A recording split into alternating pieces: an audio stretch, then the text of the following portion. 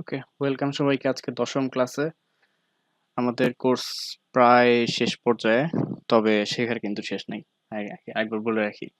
আর last কয়েকটা ক্লাসে আমরা দেখছিলাম হচ্ছে হাইপোথিসিস টেস্টিং। তো যেখানে আমরা দুই ধরনের হাইপোথিসিস টেস্ট করছি, একটা হচ্ছে প্যারামেট্রিক হাইপোথিসিস টেস্ট এবং একটা হচ্ছে নন প্যারামেট্রিক হাইপোথিসিস টেস্ট। তো ওই টেস্টগুলো করার কারণ ছিল যে আমরা সবসময় স্যাম্পল নিয়ে কাজ করি, সো সেই স্যাম্পলটা আসলে কতটুকু প্যারামিটারকে রিপ্রেজেন্ট করে বা পপুলেশনকে রিপ্রেজেন্ট করে সেটা তো বুঝতে হবে। তো সেটা টেস্ট করার জন্য আমরা হাইপোথিসিস গুলো টেস্ট করেছিলাম। তো এখন আজকে আমরা আজকের ক্লাস থেকে আমরা যেগুলো করব সেগুলো হচ্ছে আহ, মোটামুটি প্রেডিক্টিভ মডেলিং বলা যায়। তো আজকে সবচেয়ে সিম্পল জিনিসটা দিয়ে শুরু করব, সেটার নাম হচ্ছে সিম্পল লিনিয়ার রিগ্রেশন। তো আমরা যখন কোরিলেশন অ্যানালাইসিস করেছিলাম, সেটার কাজ ছিল দুইটা ভেরিয়েবলের মাঝে কোনো ধরনের সম্পর্ক আছে কিনা সেটা দেখা। সেখানে কিন্তু আমরা কোনো ধরনের কজাল রিলেশনের কথা বলি নাই। আমরা বলতে পারতাম না যে এই ভেরিয়েবলটার কারণে এটা হইছে, বা এক্স এর কারণে এক্স ওয়ান এর কারণে এক্স টু এর এই চেঞ্জ হয়েছে, বা এক্স টু এর কারণে এক্স থ্রি এর এইরকম একটা চেঞ্জ হয়েছে। এ ধরনের কোনো সম্পর্ক আমরা তখন বলতে পারতাম না। বাট লিনিয়ার রিগ্রেশন বা রিগ্রেশন অ্যানালাইসিস, এটা মূল বিষয়টা হচ্ছে এখানে একটা ডিপেন্ডেন্ট ভেরিয়েবল সাধারণত থাকে, আর এই ডিপেন্ডেন্ট ভেরিয়েবলটা সাথে কতগুলো ইন্ডিপেন্ডেন্ট ভেরিয়েবলস অ্যাসোসিয়েটেড থাকে। অর্থাৎ কতগুলো ইন্ডিপেন্ডেন্ট ভেরিয়েবলের চেঞ্জের কারণে একটা নির্দিষ্ট ডিপেন্ডেন্ট ভেরিয়েবলের কিছু চেঞ্জ হয়। এটা হচ্ছে রিগ্রেশনের সবচেয়ে সিম্পল বিষয়টা। তো রিগ্রেশনেরও অনেকগুলো ব্রাঞ্চ আছে, বাট আমরা এত ডিটেলসে তো আমরা যাওয়া সম্ভব না। তবে সবচেয়ে সিম্পল যে জিনিসগুলো সেগুলো আমরা টাচ করে যাব এসপেসেস এর মাধ্যমে। আর এসপেসেস এ এই রিগ্রেশনের বিভিন্ন অ্যানালিসিস করার অনেকগুলো ওয়ে আছে। তো সেইগুলো কিভাবে করা যায়, আমি হচ্ছে সেগুলোর রিসোর্স ম্যাটেরিয়ালস হিসেবে লিংক এবং পিডিএফ যা যা আমি মানে মনে করছি যে এগুলো ইম্পর্টেন্ট বা দেখলে ভালো হবে, উপকার হবে, সেগুলো হচ্ছে আমি ক্লাস শেষে স্লাইডের সাথে প্লাস ওই ড্রাইভে আপলোড করে আপনাদেরকে দিয়ে দিব, যাতে নিজেরা দেখতে পারেন। তো দেখি আজকে আমরা কি কি দেখবো সেগুলো এক নজর দেখে নিই। প্রথমে ফার্স্টে দেখবো হচ্ছে সিম্পল লিনিয়ার রিগ্রেশন। এটার থিওরিটা প্রথমে বুঝে নিব, দেন সেটা অ্যাপ্লিকেশন স্পেসেস এর মাধ্যমে আমরা দেখব। দেন হচ্ছে সিম্পল লিনিয়ার রিগ্রেশনটা একটু অ্যাডভান্সড যাবে, মানে একটু আগাবে। সেখানে মাল্টিপল লিনিয়ার রিগ্রেশন, এখানে হচ্ছে আরো কিছু এক্সট্রা ভেরিয়েবলস অ্যাড হবে মডেলে। আজকে হচ্ছে আমরা এই দুইটাই মেইনলি দেখবো। এই দুইটা দেখতে দেখতে অনেক সময় চলে যাবে।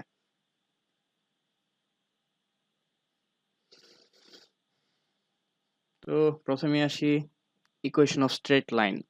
তো সিম্পল লিনিয়ার রিগ্রেশন হচ্ছে নেসেসারিলি বলতে গেলে এটা একটা স্ট্রেট লাইনের ইকুয়েশন। তো কিভাবে এই সম্পর্কটা, প্রথমে এটা বুঝাই। তো সেকেন্ড লাইনে যেটা, সেটা হচ্ছে অ্যাকচুয়ালি আমাদের equation of simple linear regression. যেখানে ইকুয়েশনটা কিরকম একটু দেখি। প্রথমে এটার সাথে পরিচিত হইতে হবে। এই ইকুয়েশনটা খুবই ইজি একটা ইকুয়েশন।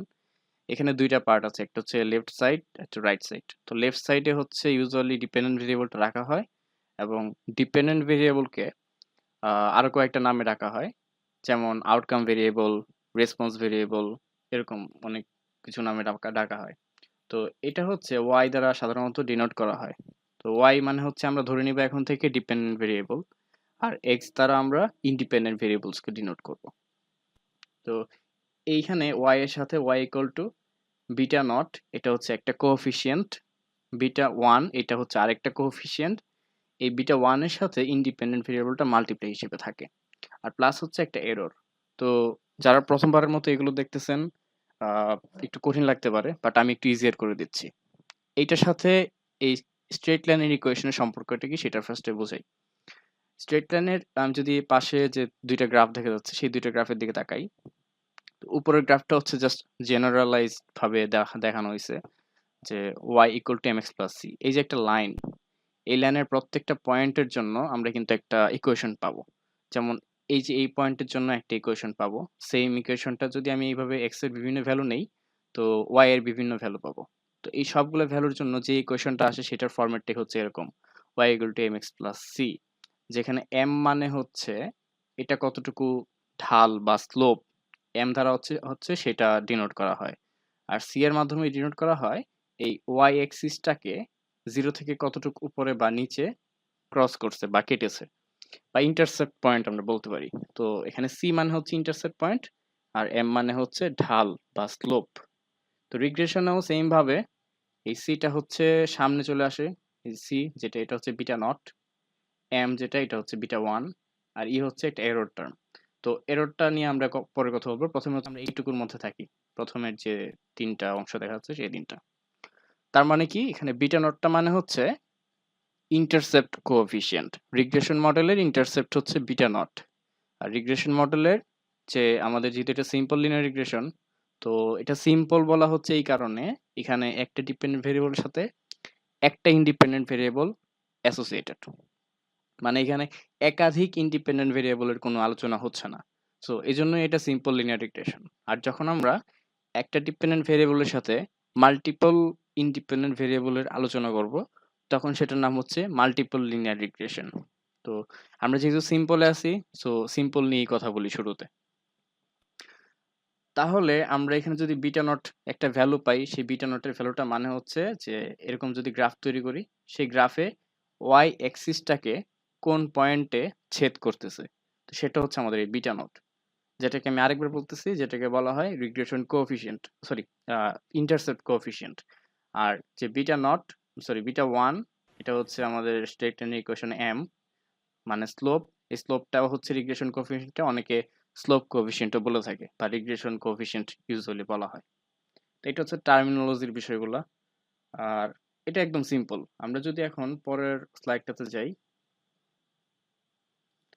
তো এখানে দেখা যাচ্ছে এক্স অ্যাক্সিসে আছে পার্সেন্টেজ অফ পুয়ার পিপলস, আর ওয়াই অ্যাক্সিসে আছে হাউস প্রাইস ইন $1000 US। তো আমি একটু ডাটা সেটটা যাই। ডাটা সেটে বেশ কয়েকটা কলামে বেশ কিছু ডেটা আছে। যে প্রথম কলামটাতে হচ্ছে প্রাইস, এটা হচ্ছে হাউস প্রাইস ডেটা সেটটা। আমরা পঞ্চম বা ষষ্ঠ ক্লাসে হয়তো দেখছিলাম এই ডেটা সেটটা। ওইটা একটু মডিফাই করা হয়েছে এখানে। যাই হোক, ওখানে প্রাইসের একটা কলাম ছিল, সেই প্রাইসগুলো হচ্ছে এটা। আমরা দেখতে চাচ্ছি এই প্রাইসের সাথে ওই এরিয়াতে পোর পিপলের যে প্রপোর্শন বা পার্সেন্টেজ, তো পার্সেন্টেজ অফ পোর পিপলসের কোনো ধরনের সম্পর্ক আছে কিনা। আমরা যখন স্ক্যাটার প্লট তৈরি করি, এই যে এরকম একটা স্ক্যাটার প্লট আমরা তৈরি করছিলাম, সেখানে দেখছিলাম যে এরকম একটা নেগেটিভ কোরিলেশন আছে। তো আমি যদি কোরিলেশন চেক করি, সেটার জন্য কি করতে হবে, অ্যানালাইজ, দেন কোরিলেট, দেন বাইভেরিয়েট। সেখানে জাস্ট আমার যে দুইটা ভেরিয়েবলের ইন্টারেস্ট, সেই দুইটাকে আমি এখানে নিয়ে আসবো, হাউস প্রাইস এবং পার্সেন্টেজ অফ পুয়ার, এবং পিয়ারসন কোরিলেশন।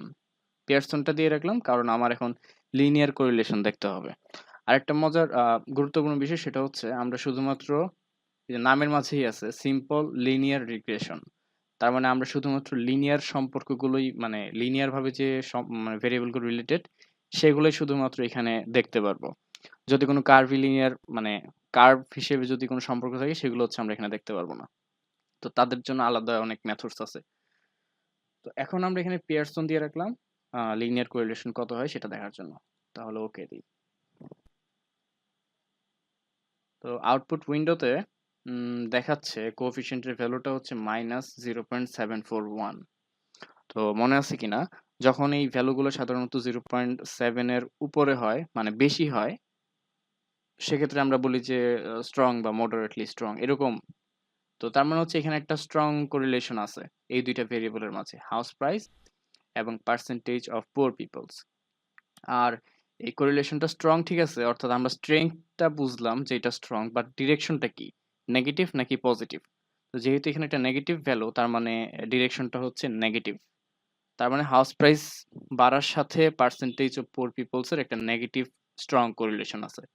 তো সেই জিনিসটা আমরা এখানে প্লটের মাধ্যমেও দেখতে পারতেছি যে একটা বা একটা একটা যখন বেড়ে যাচ্ছে, অন্যটা তখন কমে যাচ্ছে।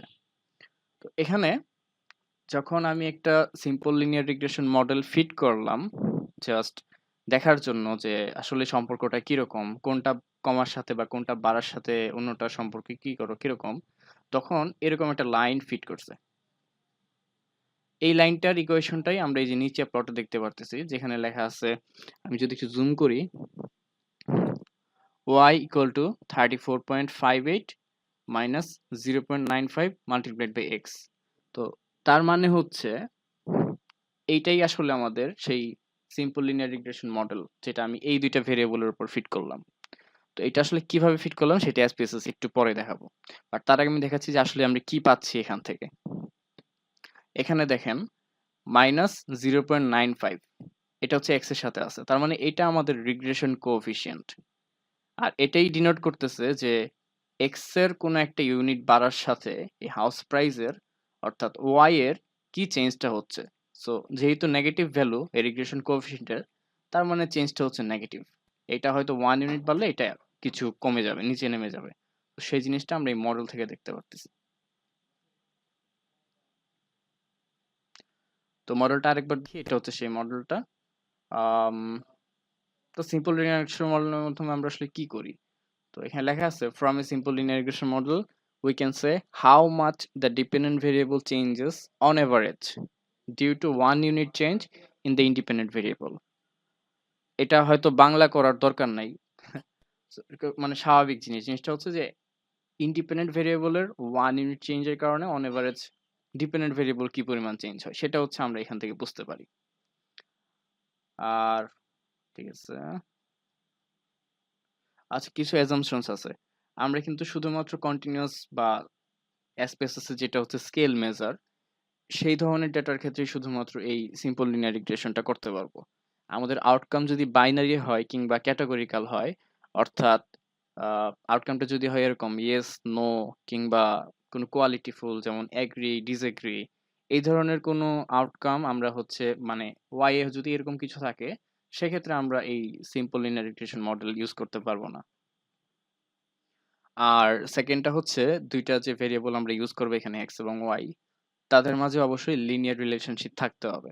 তো আমাদের যেটা ডেটা ছিল সেটা মনে হচ্ছে না লিনিয়ার, বাট আমরা ধরে নিয়েছি linear for the sake of this tutorial. যাই হোক, এটা কিন্তু কিছুটা এই যে কার্ভের মতো, শুরুতে অনেকটা নিচে নেমে গেছে, তারপর আস্তে আস্তে বাড়তেছে। যাই হোক, আমরা ধরে নিছি, অ্যাজিউম করে নিছি যেটা লিনিয়ার।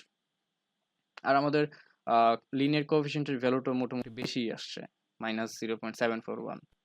আর এটা স্ট্যাটিস্টিক্যালি সিগনিফিক্যান্ট, তো আমরা ধরতেই পারি যে এটা লিনিয়ার।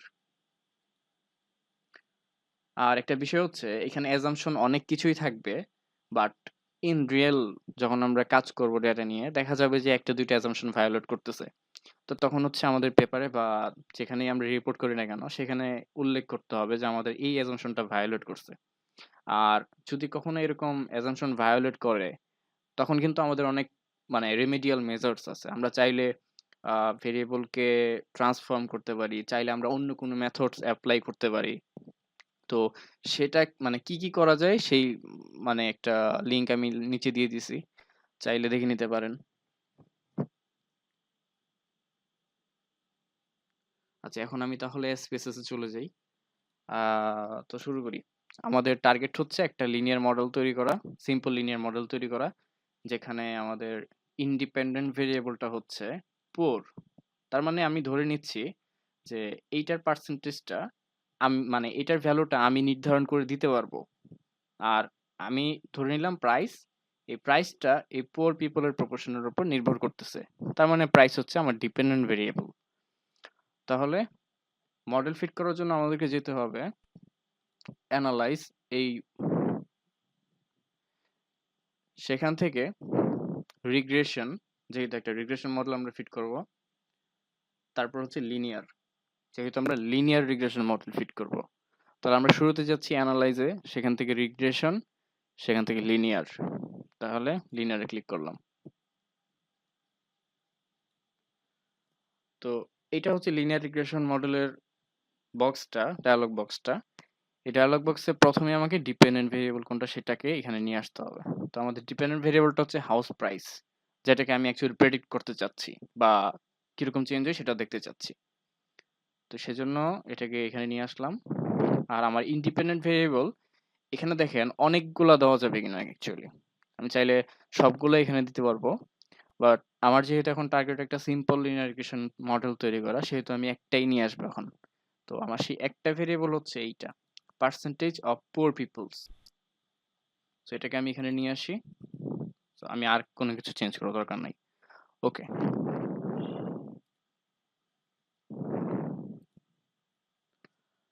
তো এটা হচ্ছে রিগ্রেশন আউটপুট।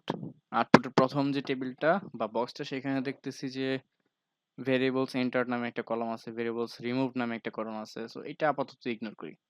আমরা এখান থেকে শুরু করি মডেলটা আউটপুটে কি আসছে সেটা বোঝা শুরু করি। এখানে মডেল সামারি আসছে। মডেল সামারিতে আমরা দেখব আর স্কোয়ার মানে হচ্ছে সেকেন্ড কলামটা এটা। তো আর স্কোয়ারের ভ্যালু আসছে 0.549। তো এই 0.549 এর মানে কি? এই 0.549 যে এটার মানে হচ্ছে the independent variable in the model can explain 54.9%, মানে হচ্ছে ডিসিমালটাকে জাস্ট 2 ঘর ডান পাশে নিয়ে আসছি। So 54.9% of the variation in the dependent variable. তো বাকি ভেরিয়েশন গুলো তাহলে কারা এক্সপ্লেন করে? মানে আমাদের যে ডিপেন্ডেন্ট ভেরিয়েবল ছিল প্রাইস, হাউস প্রাইস, সেই হাউস প্রাইসের মাঝে যে ভেরিয়েশন গুলো আছে, অর্থাৎ এই যে আমরা দেখতেছি অনেক কিছু উপরে নিচে চলে গেছে আমাদের স্ট্রেট লাইনের আশেপাশে, এখানে অনেকগুলা, ওইখানে অনেকগুলা। তো এইগুলা তাহলে কারা এক্সপ্লেন করে, বা আর কি করলে তাহলে বাকিগুলো এক্সপ্লেন করতো? তো সেটার অ্যান্সার হচ্ছে আমাদের যে অন্য আরো কতগুলো ভেরিয়েবল আছে সেগুলা, তারপর হচ্ছে এমন কিছু ভেরিয়েবল আছে যেগুলো সম্পর্কে আমরা জানি না, আবার কিছু আছে জাস্ট বাই চান্স, ঠিক আছে, র্যান্ডমলি জাস্ট চেঞ্জ হয়।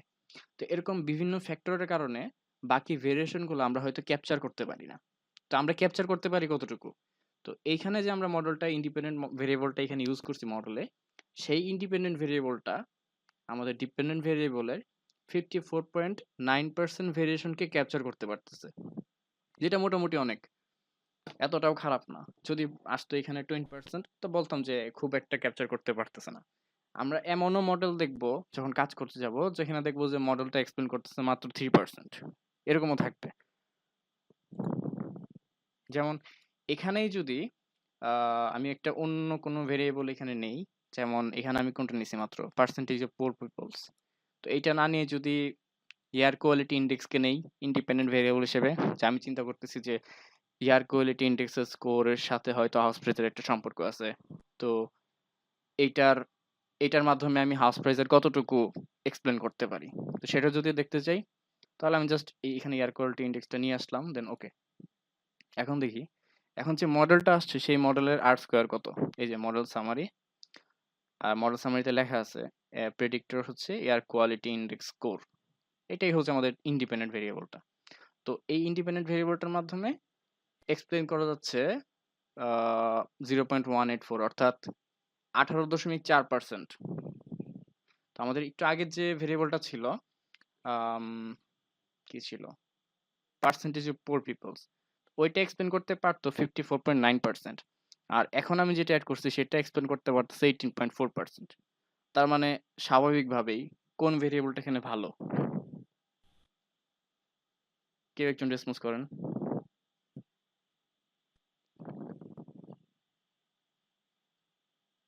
সেকেন্ডটা, যে ভেরিয়েবলটা যে ভেরিয়েবলটা বেশি পার্সেন্টেজ এক্সপ্লেইন করতে পারে।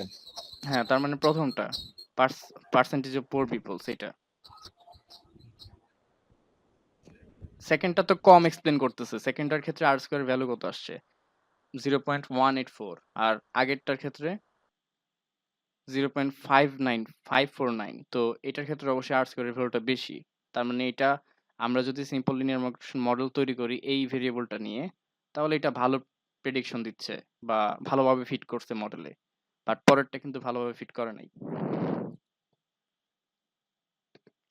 তাহলে এখন আমি আগেরটাতে তাহলে ফিরে যাই, এই মডেলটাই ছিলাম।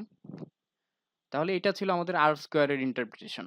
আমরা যখন একটা মডেল তৈরি করব, এটা শুধু সিম্পল লিনিয়ার রিগ্রেশন মডেল না বা মাল্টিপল লিনিয়ার রিগ্রেশন মডেল না, যে কোনো মডেলের ক্ষেত্রেই আর স্কোয়ারটা সাধারণত কমেন্ট বা ইন্টারপ্রিটেশন করার সময় এটা ইউজ করা হয় যে আর স্কোয়ারের ভ্যালু এত আসছে, তার মানে আমাদের যে মডেল ফিট করছি সেটা বেশ ভালো একটা প্রেডিকশন দিচ্ছে বা ভালো একটা ফিট হয়েছে। তো সেটা আমরা বলতে পারি আর স্কোয়ারের ভ্যালুর মাধ্যমে।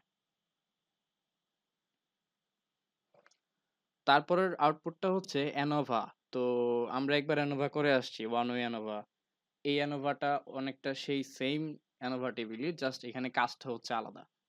এখানে কাজটা হচ্ছে আমাদের যে মডেলটা আমি তৈরি করলাম এই মাত্র, আমি আরেকবার চাই এখানে,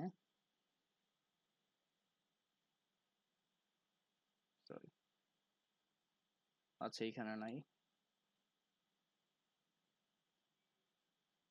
আচ্ছা সরি, সরি, সরি। এই যে এই মডেলটা আমরা যে এইমাত্র একটা মডেল তৈরি করলাম যেটার R² এর ভ্যালু ছিল 0.549। তো এই মডেলটাতে যে কয়েকটা প্রেডিক্টর আমরা নিছি, আমরা প্রেডিক্টর নিছি একটাই, পার্সেন্টেজ অফ পুয়ার পিপলস। আমরা যদি আরো কয়েকটা প্রেডিক্টর নিতাম, অর্থাৎ ইন্ডিপেন্ডেন্ট ভেরিয়েবল নিতাম, সেক্ষেত্রে সেটার নাম মাল্টিপল লিনিয়ার রিগ্রেশন হয়ে যেত। যাই হোক, আমরা এখন যেহেতু একটা নিছি, সেই একটা ভেরিয়েবল নিয়ে আমরা যে মডেলটা এইমাত্র তৈরি করছি, সেই মডেলটা আসলে সিগনিফিকেন্ট কিনা, অর্থাৎ এই মডেলের যে ইন্ডিপেন্ডেন্ট ভেরিয়েবলটা আছে সেই ইন্ডিপেন্ডেন্ট ভেরিয়েবলটা ডিপেন্ডেন্ট ভেরিয়েবলকে সিগনিফিকেন্টলি মানে প্রেডিক্ট করতে পারে কিনা, বা কারেক্টলি যে যে রিলেশনটা আছে সেটা দেখাইতে পারে কিনা। এটাই হচ্ছে এই অ্যানোভা টেবিলের মাধ্যমে দেখা হয়। তো অ্যানোভা টেবিলে আমরা সাধারণত কোন জায়গাটা দেখি? পি ভ্যালু দেখি। তো পি ভ্যালুর এখানে হচ্ছে সিক বা এসআইজি, এসপেসেস যেটাকে সিক বলা হয়। তো এই ভ্যালুটা হচ্ছে 0.000 মানে অলমোস্ট জিরো। তার মানে এটা স্বাভাবিকভাবেই 0.05 এর চেয়ে ছোট। তো যেহেতু ছোট, তার মানে এইখানে যে নাল হাইপোথিসিসটা থাকে সেটা হচ্ছে all the regression coefficients are zero. তার মানে আমাদের এখানে যে যতগুলো রিগ্রেশন কোএফিসিয়েন্ট থাকা উচিত ছিল, মানে ভেরিয়েবল ছিল, সবগুলা ভেরিয়েবলের সাথে যে রিগ্রেশন কোএফিসিয়েন্ট থাকবে তারা জিরো। এটা হচ্ছে এই অ্যানোভা টেবিলের হাইপোথিসিস। আমি যদি একটু ইকুয়েশনটার দিকে যাই, এই যে এই যে ইকুয়েশনটা, তা আমাদের এক্স ভেরিয়েবলটা হচ্ছে poor proportion, sorry, percentage of poor people, X ভেরিয়েবলটা। তো ওইটার সাথে যে কোএফিসিয়েন্ট সেটা হচ্ছে বিটা ওয়ান, তাই না? তো বিটা ওয়ানটা হচ্ছে আমাদের রিগ্রেশন কোএফিসিয়েন্ট। তো এই যে অ্যানোভা টেবিল, এই অ্যানোভা টেবিলের হাইপোথিসিস, নাল হাইপোথিসিসটা হচ্ছে এই বিটা ওয়ানটা জিরো। তো আমাদের যেহেতু এখানে আউটপুটে দেখতেছি যে পি ভ্যালুটা হচ্ছে লেস দেন আলফা, তার মানে আমাদের নাল হাইপোথিসিসটা রিজেক্টেড।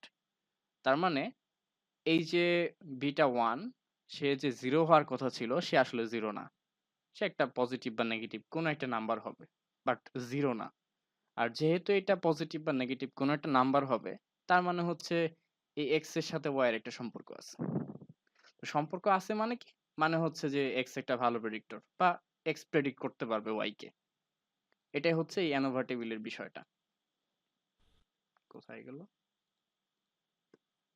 তার মানে অ্যানোভা টেবিলটা দেখলে আমরা বুঝতে পারবো যে আমাদের মডেল যতগুলা প্রেডিক্টর ভেরিয়েবল আমরা নেই না কেন, ইন্ডিপেন্ডেন্ট ভেরিয়েবল আমরা নেই না কেন, তাদের অ্যাটলিস্ট একটা ভেরিয়েবলের একটা ইফেক্ট আছে ডিপেন্ডেন্ট ভেরিয়েবলের উপরে।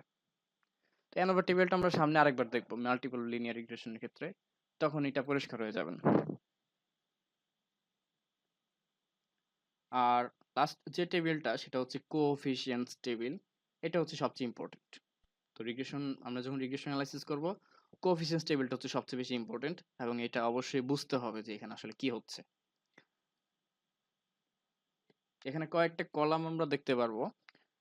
প্রথম কলামটা হচ্ছে জাস্ট ভেরিয়েবলের নেম গুলো দেখায় যেখানে। তো প্রথমটা হচ্ছে কনস্ট্যান্ট। এই কনস্ট্যান্টটা হচ্ছে আমাদের সেই ওই যে স্ট্রেট লাইনের ইকুয়েশন যে আমরা দেখছিলাম শুরুতে, সি, যেটা রিগ্রেশন মডেলের ইকুয়েশনে এসে হয়ে গেছে বিটা নট, সেই বিটা নটের ভ্যালু। তার মানে আমরা যে একটা অ্যাজিউম করে নিয়েছিলাম মডেলটা অ্যাজিউম করে নিয়েছিলাম এরকম, y equal to beta nought plus beta one X plus E. ইটা নিয়ে আমরা পরে আসবো আবার। তো এখানে আমাদের মেইন জিনিস হচ্ছে এইটুকু। তো এখানে আমরা বিটা নট এবং বিটা ওয়ানের ভ্যালুগুলোই এস্টিমেট করি এসপিএসএস এর মাধ্যমে।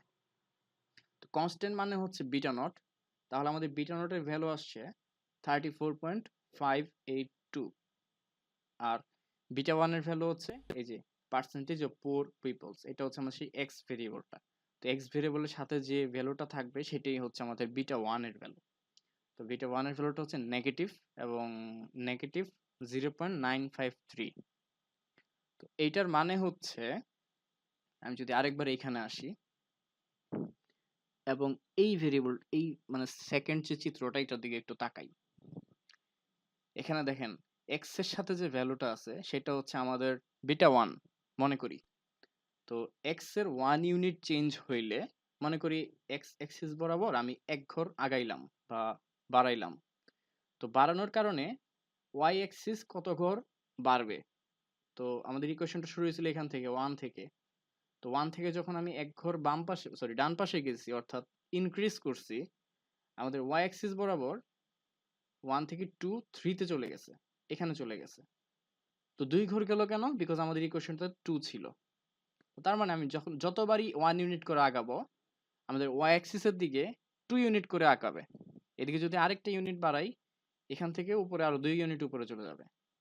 তাহলে আমি যদি 3 ইউনিট বাড়াই, তাহলে 3 দুগুণে 6 ইউনিট উপরে উঠবে, কারণ এখানে 2 ছিল। সো আমি যদি এদিকে 5 ঘরের দিকে যাই, তাহলে হচ্ছে 5 এর সাথে 2 গুণ হবে, 5 দুগুণে 10, তার মানে 10 ঘর উপরে যাবে। এই ইকুয়েশনটাই আমরা আসলে লিনিয়ার রিগ্রেশন মডেলে সিম্পলিফাই করে বুঝবো এখন। তো আমাদের মডেলটা ছিল সেমই তো না, 34.58 34.582 0.95 হ্যাঁ ঠিক আছে। তো এটাই হচ্ছে সেম মডেলটা। তো আমরা আসলে এই মডেলটাই এখানে ভিজুয়ালাইজ করছি। আরে কই গেল?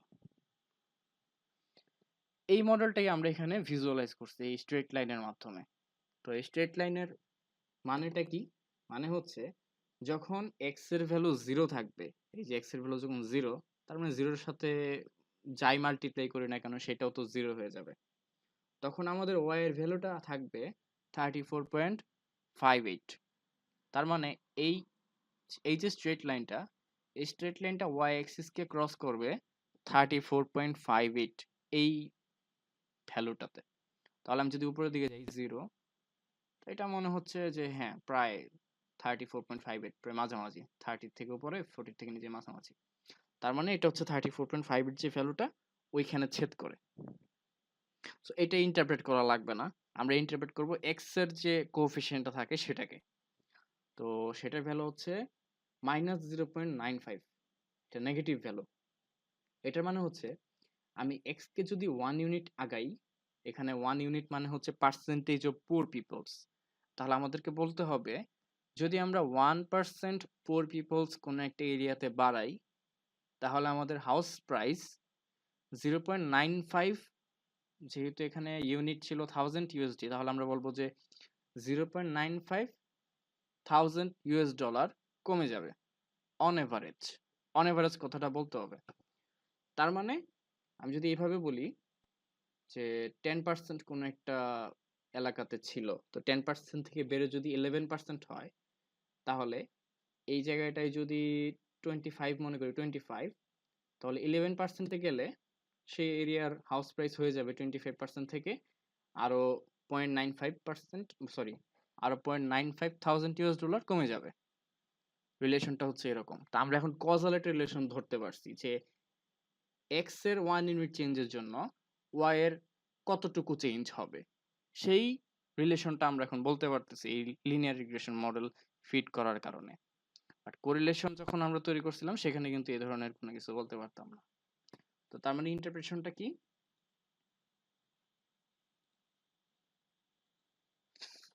এই যে এখানে সুন্দর করে লিখে রাখছি আমি, এটা হচ্ছে সেই মডেলটা যেটা এসপ্রেসোস একটু আগে দেখছি। The P value for the independent variable is less than 0.05। আচ্ছা, আরেকটা বিষয় বলতে ভুলে গেছিলাম। এই যে আমাদের যে আউটপুটটা ছিল, এই যে আউটপুটটা ছিল সেখানেও কিন্তু পি ভ্যালু ছিল, আমাদের কোএফিসিয়েন্টস টেবিলে কিন্তু পি ভ্যালু আছে। এবং এই পি ভ্যালুগুলো যদি সিগনিফিক্যান্ট হয় অর্থাৎ 0.05 এর থেকে ছোট হয়, তাহলেই শুধুমাত্র এই ভেরিয়েবলের যে রিগ্রেশন কোএফিসিয়েন্ট আছে সেটা স্ট্যাটিস্টিক্যালি সিগনিফিক্যান্ট হবে, বা আমরা বলতে পারবো যে এই এফেক্টটা স্ট্যাটিস্টিক্যালি সিগনিফিক্যান্ট। ঠিক আছে? যেমন পরে যে আরেকটা মডেল ফিট করছিলাম, কাকে দিয়ে, এয়ার কোয়ালিটি ইন্ডেক্স স্কোর, ওইটার ক্ষেত্রেও মডেলটা সিগনিফিক্যান্ট আসছিল। আর ওইটার ক্ষেত্রেও পি ভ্যালুটা এই যে 0.05 এর চেয়ে ছোট ছিল। তো ওইটার ক্ষেত্রে আমরা বলতে পারবো যে হ্যাঁ এয়ার কোয়ালিটি ইন্ডেক্সের সাথে হাউস প্রাইসের একটা সম্পর্ক আছে, এবং সেই সম্পর্কটাও নেগেটিভ। অর্থাৎ এয়ার কোয়ালিটি ইন্ডেক্স যদি বাড়ে, এটার স্কোরটা যদি বাড়ে, অর্থাৎ বাতাস হয়তো দূষিত হচ্ছে, সেক্ষেত্রে হাউস প্রাইসটা কমতে থাকবে। এবং কতটুকু কমবে? যে 1 unit air quality index score বাড়তেছে, হাউস প্রাইস কমে যাচ্ছে মাইনাস, মানে হাউস প্রাইস কমতেছে $34,018,000 মানে অনেক। আমাদের এখন কত কমতেছে, এখন 1 ইউনিট কমলে হচ্ছে 9.953 আর সেখানে 1 ইউনিট কমলে হচ্ছে 34.018। তো অনেক পার্থক্য হচ্ছে।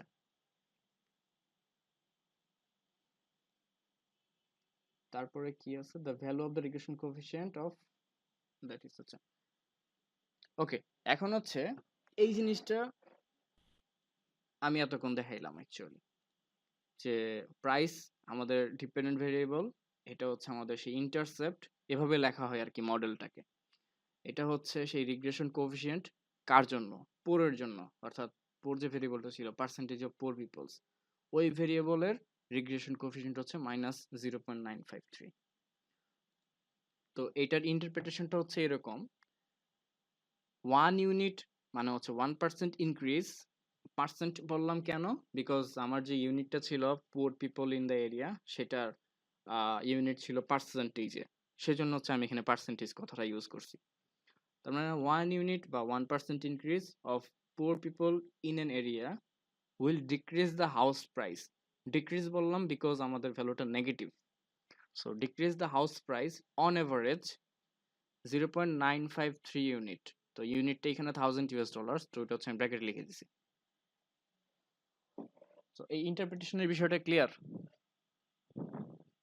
আমি জানি এখানে অনেকেই ইতিমধ্যে জানে, মডেলের বিষয়গুলো জানে, তাও যারা জানে না তারা কি ক্লিয়ার?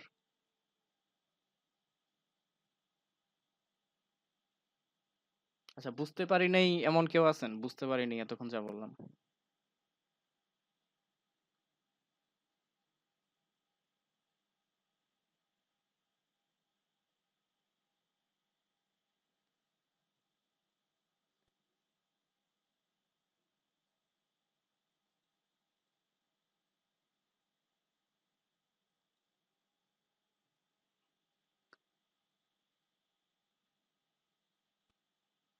ঠিক আছে, আমি ধরে নিচ্ছি যে সবাই বুঝতে পারছেন। তাহলে এই মডেলটা আর কয়টা ভেরিয়েবলের জন্য রান দিই। লিনিয়ার রিগ্রেশন, এখন আমি এয়ার কোয়ালিটি ইন্ডেক্স না দিয়ে পার্সেন্টেজ না, হাউস এজ, যেটা যে একটা বাড়ি সেটা কত বছর বয়স সেটা যদি নেই, হাউস প্রাইসটাকে আমি এখন হাউস এজটাকে আমি এখন ইন্ডিপেন্ডেন্ট ভেরিয়েবল হিসেবে নিচ্ছি এবং ওকে দিচ্ছি। ওকে, আচ্ছা কেউ একজন আমাকে বলেন তো, এই হাউস এজ এই ইন্ডিপেন্ডেন্ট ভেরিয়েবলটা অ্যাড করার কারণে এই মডেলটা কতটুকু এক্সপ্লেইন করতে পারতেছে ডিপেন্ডেন্ট ভেরিয়েবলকে, কেউ একজন বলেন।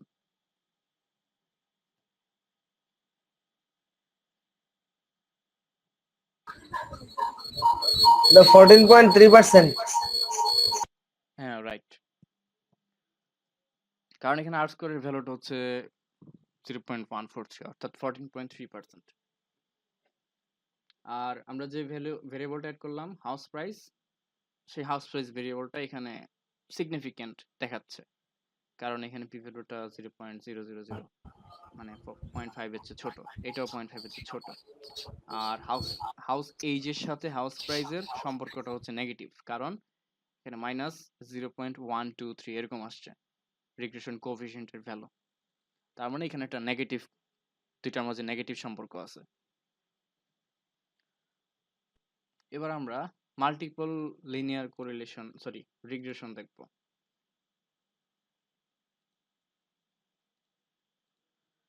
সো মাল্টিপল লিনিয়ার রিগ্রেশনের সাথে সিম্পল লিনিয়ার রিগ্রেশনের পার্থক্য হচ্ছে এইটাতে আমরা অনেকগুলা ইন্ডিপেন্ডেন্ট ভেরিয়েবল একসাথে ইউজ করব, এবং অনেকগুলা ইন্ডিপেন্ডেন্ট ভেরিয়েবল একসাথে ইউজ করার কারণে কিছু প্রবলেম অ্যারাইজ করবে, বাট সেটা আমাদের এই কোর্সের মাঝে মানে সব দেখানো সম্ভব না, এত সময় নেই এই জিনিসটা দেখানোর জন্য।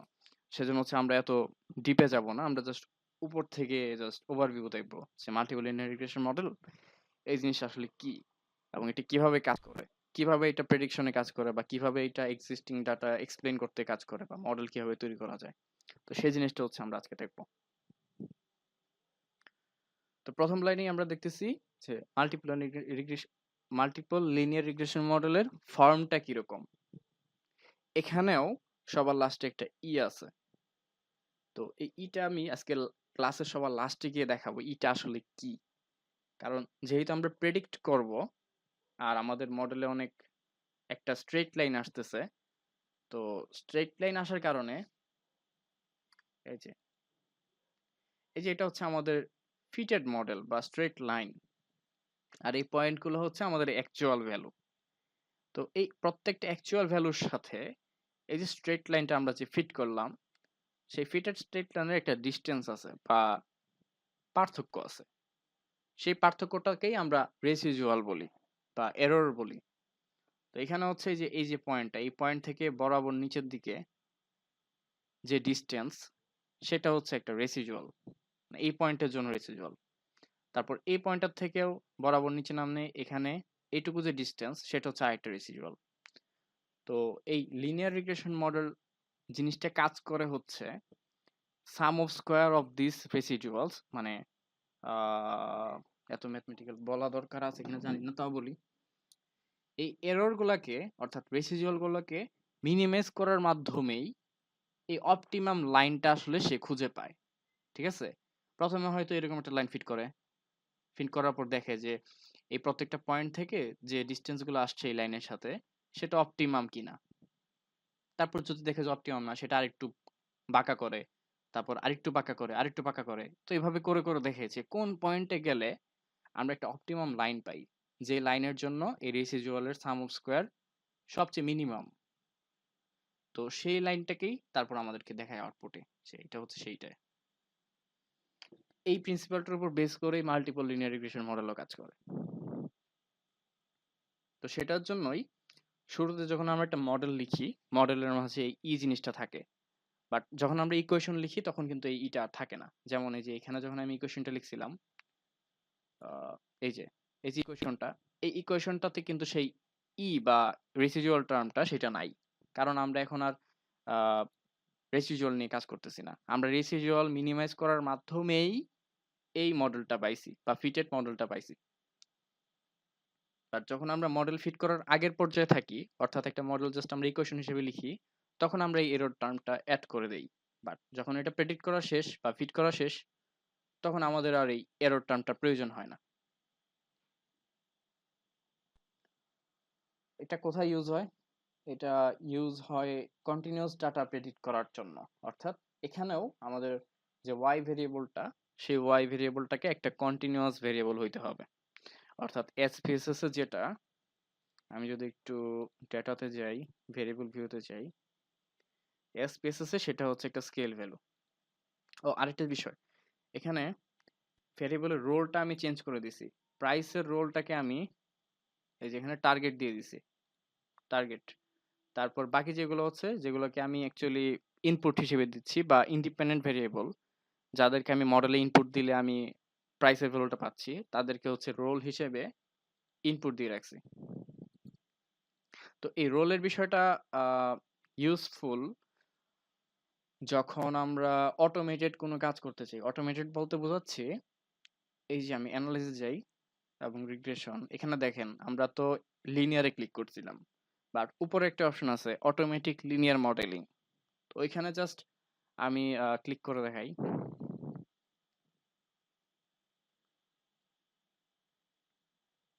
কি হলো, যে অটোমেটিক এগুলো নিয়ে চলে আসছে, টার্গেটটা এখানে নিয়ে চলে আসছে। কারণ আমি এই যে ওভাবেই সিলেক্ট করে রাখছিলাম।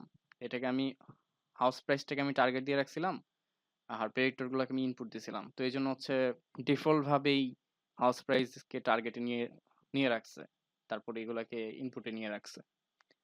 তো তারপর হচ্ছে জাস্ট, মানে এখানে আপনাকে জানতে হবে না যে আপনি কি মডেল ফিট করবেন।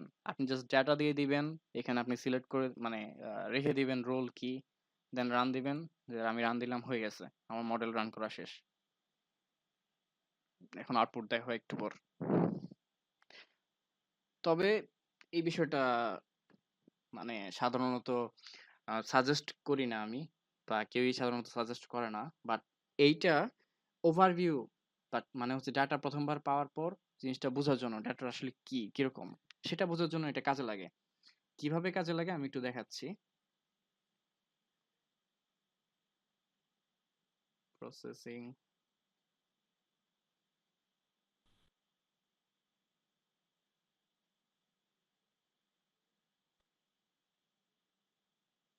এই যে একটা মডেল সামারি আসছে, যেখানে দেখাচ্ছে আমাদের টার্গেট ভেরিয়েবল হচ্ছে হাউস প্রাইস, অর্থাৎ টার্গেট মানে হচ্ছে আমাদের ডিপেন্ডেন্ট ভেরিয়েবল হচ্ছে হাউস প্রাইস।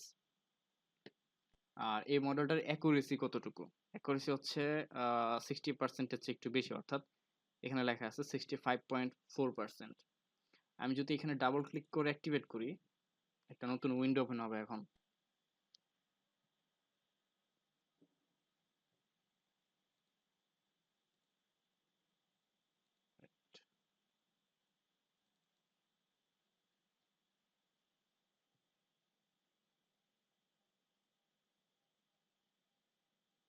এটা হচ্ছে মডেল ভিউয়ার উইন্ডো।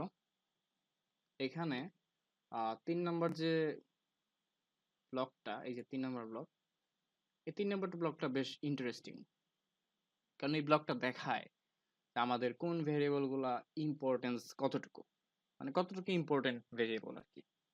যেমন আমাদের দেখাচ্ছে পার্সেন্টেজ অফ পুয়ার পিপলস, এই ভেরিয়েবলটা হাউস প্রাইস প্রেডিক্ট করার জন্য বেশ ইম্পর্টেন্ট, মানে এটা ভালোভাবে এক্সপ্লেন করতে পারে।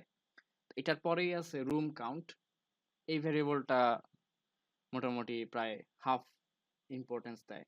তারপর হচ্ছে হাউস এইজ, যেটার ইম্পর্টেন্সটা সবচেয়ে কম এখানে।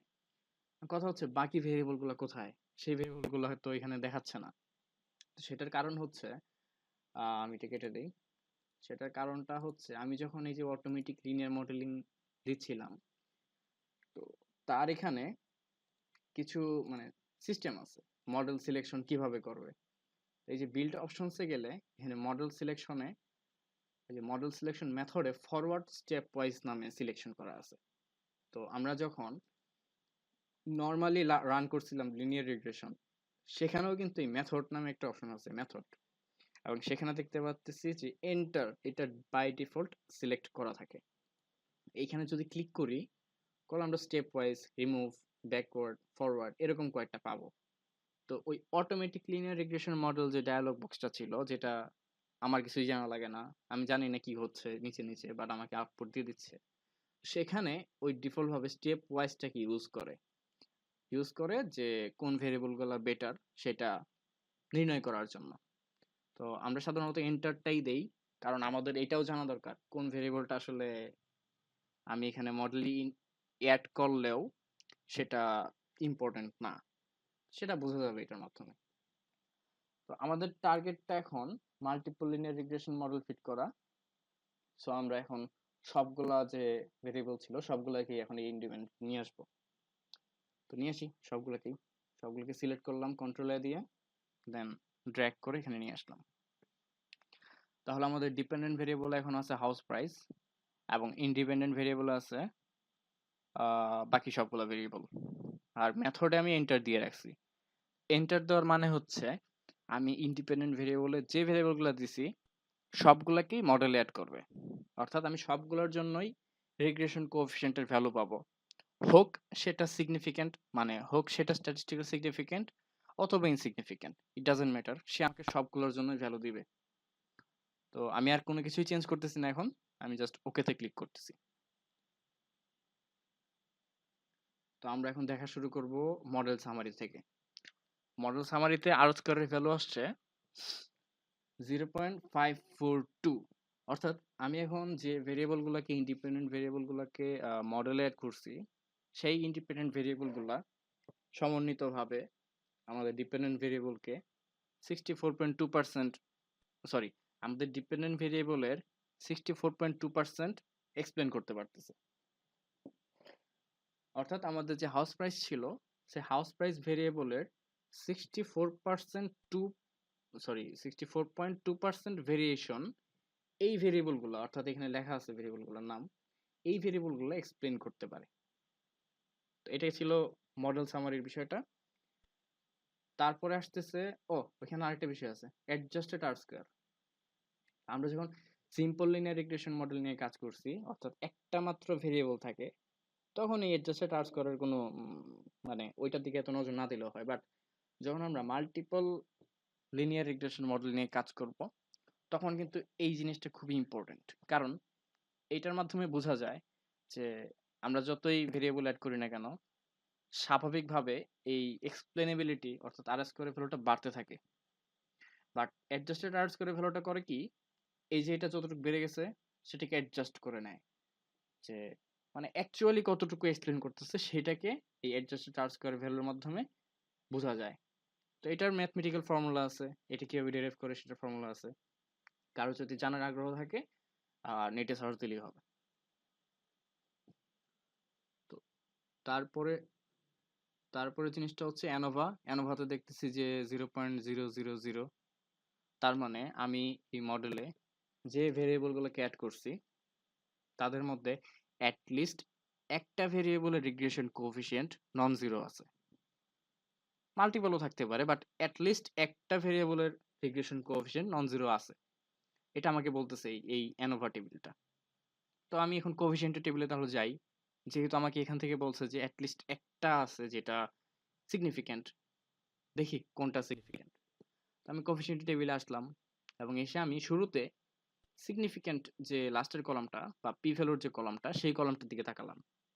সেখানে কনস্ট্যান্টের দিকে দেখার দরকার নেই, কনস্ট্যান্টটা সিগনিফিক্যান্ট থাকতে পারে, ইনসিগনিফিক্যান্ট থাকতে পারে, সেটা আমরা ইগনোর করতে পারবো। আমরা হচ্ছে পরেরগুলোর দিকে তাকাই।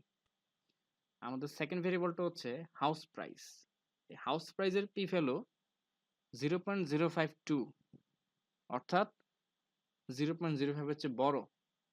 বড় হওয়ার কারণে আমরা যে রিগ্রেশন কোএফিসিয়েন্টটা পাইলাম সেটা ইনসিগনিফিক্যান্ট। যদি এটা ছোট হইতো তাহলে সিগনিফিক্যান্ট থাকতো, বাট এটা বড়, তার মানে এই কোএফিসিয়েন্টটা অ্যাকচুয়ালি ট্রু না, ইনসিগনিফিক্যান্ট। তাহলে আমরা যদি সবগুলো ভেরিয়েবলকে নিয়ে একটা মডেল ফিট করি, সেই মডেলে অ্যাকচুয়ালি এটাকে আমরা যাই ইউজ করি না কেন সেটা ভুল হবে। হাউস এইজ যেটা, এটা আসলে কোনো মানে এফেক্ট করবে না হাউস প্রাইসকে। তার মানে প্রথমটা অ্যাকচুয়ালি ভুল, এটা আসলে জিরো। তারপরেরটা আসলে জিরো না, মানে 5% এরর দিয়ে জিরো, যেহেতু আমরা 5% সিগনিফিকেন্স লেভেল বলে দিচ্ছি। তার মানে হয়তো 5% অফ দ্য টাইম আমরা ভুল বলতেছি, বাট 95% টাইম এটা ট্রু, যে এটা আসলে জিরো হওয়ার কথা। তারপর সেকেন্ডটাও ইনসিগনিফিক্যান্ট, অর্থাৎ হাউস রেসিডেন্সিয়াল এরিয়া, এটাও ইনসিগনিফিক্যান্ট। তারপরে কি আসছে, রুম কাউন্ট। রুম কাউন্টেরটা আবার সিগনিফিক্যান্ট। তার মানে সিগনিফিক্যান্ট বলতে বোঝাচ্ছি যে রুম কাউন্টের যে রিগ্রেশন কোএফিসিয়েন্ট, এটার ভ্যালুটা জিরো থেকে সিগনিফিক্যান্টলি ডিফার করে, অর্থাৎ এটা আসলে জিরো না, এটা পজিটিভ বা নেগেটিভ কোনো কিছু। অর্থাৎ এখানে ভ্যালু যেহেতু 4.433, অর্থাৎ এটা জিরো তো না, বাট জিরোর চেয়ে বড়, এবং সেই ভ্যালুটা হচ্ছে 4.433। তো আমরা যেহেতু এখানে আসলে একটা র্যান্ডম ভ্যালু পাচ্ছি 4.433, এটার একটা কোএফিসিয়েন্ট মানে কনফিডেন্স ইন্টারভ্যালও থাকতে পারে, মানে কত থেকে কতর মাঝে এই ভ্যালুটা থাকবে সেটাও থাকতে পারে। এবং সেটা দেখার জন্য আমাদেরকে আরেকবার রিসেন্ট ডায়ালগ বক্স থেকে লিনিয়ার রিগ্রেশন মডেল এটা ওপেন করতে হবে। সেখানে এই যে স্ট্যাটিস্টিক্সের যে বক্সটা আছে উপরে সবার কোনায়, স্ট্যাটিস্টিক্সের বক্সটাতে কনফিডেন্স ইন্টারভ্যাল, রিগ্রেশন কোএফিসিয়েন্টের বক্সে কনফিডেন্স ইন্টারভ্যালের একটা টিক মার্ক দিয়ে দিতে হবে, এবং এটাতে 95% বাই ডিফল্ট থাকে, তো আমি এটাকে চেঞ্জ করতেছি না। তো কনফিডেন্স ইন্টারভ্যালটাকে জাস্ট টিক মার্ক দিয়ে দিতে হবে, দেন কন্টিনিউ, দেন ওকে।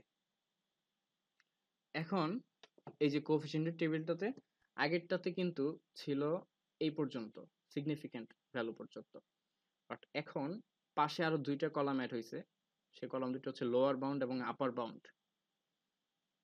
এই লোয়ার বাউন্ড এবং আপার বাউন্ডটাই হচ্ছে আমাদের 95% কনফিডেন্স ইন্টারভাল ফর আনস্ট্যান্ডার্ডাইজড কোএফিসিয়েন্টস, এটা এই ভ্যালুগুলো। তার মানে আমরা যখন এই যে রুম কাউন্টের যে ভ্যালুটা পাইলাম 4.433, এটা অ্যাকচুয়ালি 3.586 থেকে 5.279 এটার মাঝেই হবে। আমরা বলতে পারতেছি যে আমাদের ট্রু যে রিগ্রেশন কোএফিসিয়েন্ট সেই ভ্যালুটা এই রেঞ্জের মাঝে থাকবে 95%, মানে আমরা উইথ 95% কনফিডেন্স আমরা বলতে পারতেছি যে আমাদের ট্রু রিগ্রেশন কোএফিসিয়েন্টটা এই রেঞ্জের মাঝেই থাকবে। তার মানে এটা এমন হইতে পারে যে আমরা যেহেতু স্যাম্পলিং করতেছি, আমরা নির্দিষ্ট ফুল পপুলেশন নিয়ে কাজ করতেছি না, আমরা যেহেতু 100 জন, যে কোনো 100 জন বা যে কোনো 50 জন নিয়ে কাজ করতেছি।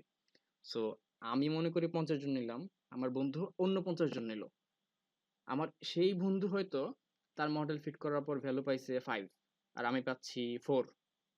বাট আমাদের দুজনেরটাই কিন্তু সঠিক, কারণ আমাদের দুজনেরটাই দেখাচ্ছে যে আমাদের টিচারের কাছে যে ডেটা আছে উনি হয়তো 100 জন নিয়ে করছে।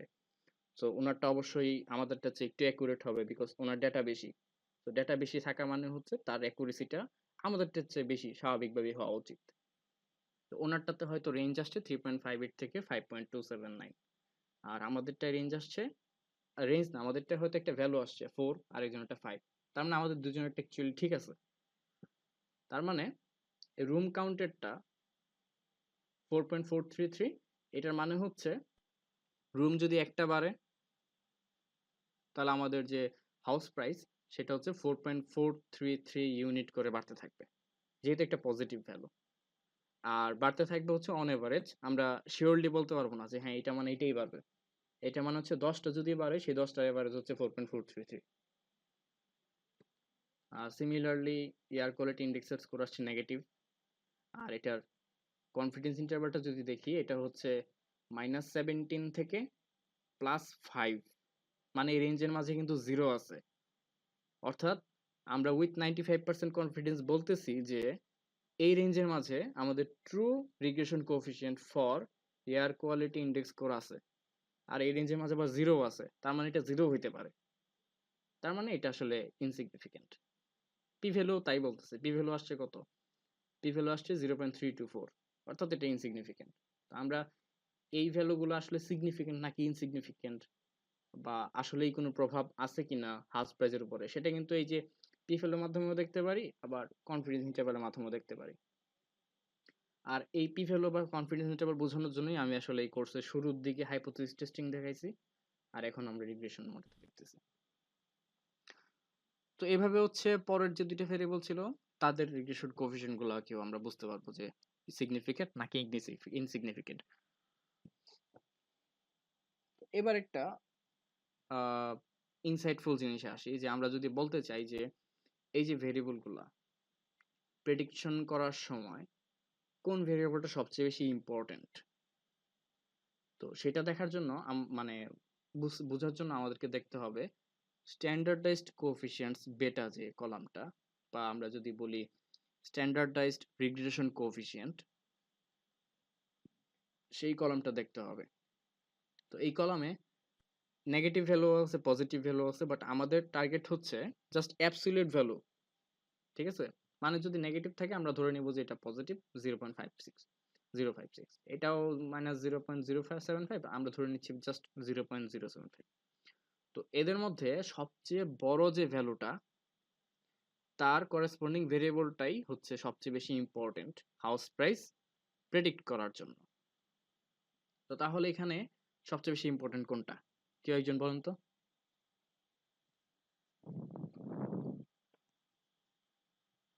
এখানে কোন ভেরিয়েবলটা বেশি ইম্পর্টেন্ট?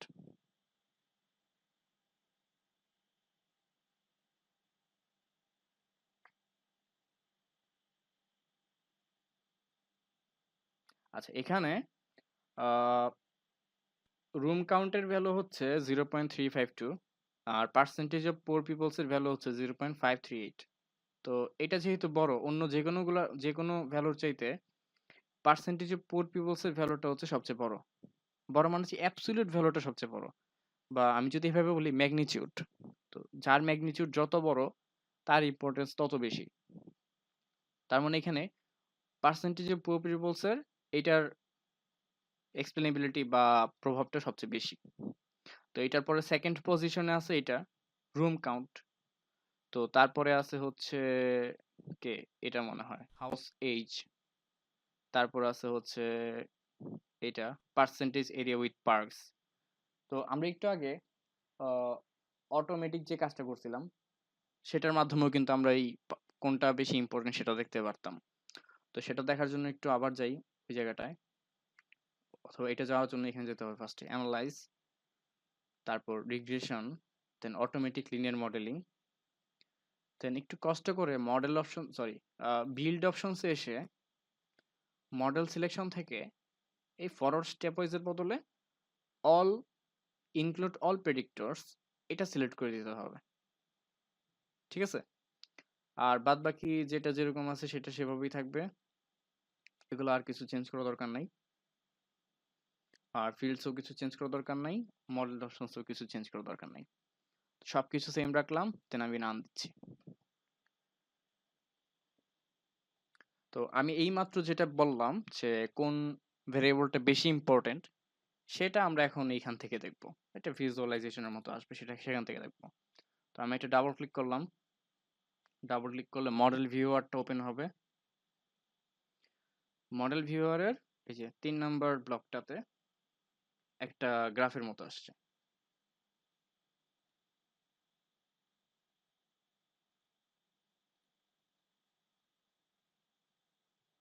আচ্ছা, তো এই গ্রাফের এখানে দেখতে পারতেছি যে টোটাল ভেরিয়েবল কয়টা নিছে? 6টা। আমাদের ভেরিয়েবল কয়টা ছিল?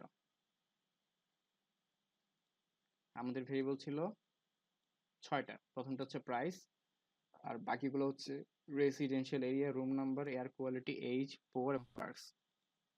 তাহলে মডেল ভিউয়ারে ঠিক আছে, আমাদের 6টা ভেরিয়েবল ইন্ডিপেন্ডেন্ট ভেরিয়েবলকেই এখানে নিছে। এবং সবচেয়ে বেশি ইম্পর্টেন্স কার? Percentage of poor peoples. তার মানে আমাদের যে ভিউটা আমরা একটু আগে দেখছিলাম স্ট্যান্ডার্ডাইজড ইয়া থেকে, আমি যদি এটাকে বের করি পাশাপাশি রাখি, তাহলে দেখতে সুবিধা হবে।